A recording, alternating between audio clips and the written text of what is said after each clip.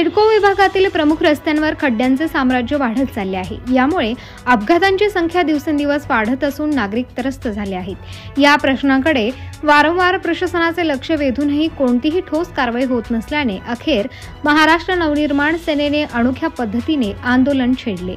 सिडको विभागातील पवननगर येथे आज मनसेच्या कार्यकर्त्यांनी खड्ड्यांमध्ये झाडे लावून निषेध आंदोलन केले। या आंदोलनात पक्षाचे सरचिटणीस दिनकर पाटील, प्रदेश उपाध्यक्ष सलीम शेख, जिल्हाध्यक्ष अंकुश पवार, शहराध्यक्ष सुदाम कोबडे यांच्या नेतृत्वात मोठ्या संख्येने कार्यकर्ते सहभागी झाले होते। खड्ड्यांमुळे नागरिकांचा जीव धोक्यात आला असून अपघातांच्या घटनांमध्ये सातत्याने वाढ होत आहे। 8 दिवसांपूर्वी विभागीय अधिकाऱ्यांना निवेदन दिले असतानाही प्रशासनाने कोणतीही कारवाई केली नाही। त्यामुळे खड्ड्यांचे गांभीर्य दाखवण्यासाठी मनसेने प्रत्यक्ष रस्त्यावर उतरून हे आंदोलन केले।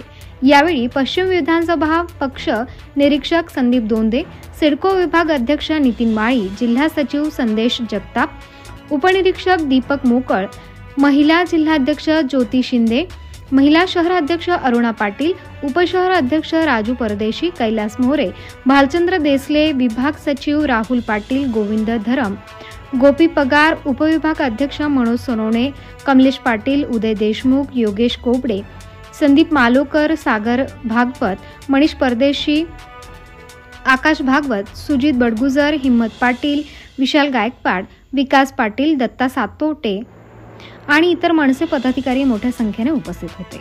खड्ड्यांमुळे सिडको परिसरातील पवननगर, उत्तमनगर, त्रिमूर्ती चौक, पाथर्डी फाटा, विजयनगर, कामटवाडे, उपेंद्रनगर, शुभम पार्क, मोरवाडी आदी ठिकाणांवर गंभीर स्थिती निर्माण झाली आहे। यावर त्वरित उपाययोजना न केल्यास आणखी तीव्र आंदोलन छेडण्यात येईल असा इशाराही यावेळी मनसेने दिला।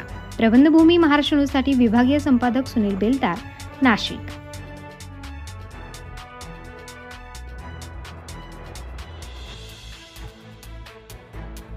ताज्या व महत्त्वाच्या बातम्या बघण्यासाठी प्ले स्टोअरवर जा, प्रबंधभूमी ॲप डाउनलोड करा व या धावपळीच्या जीवनात अपडेट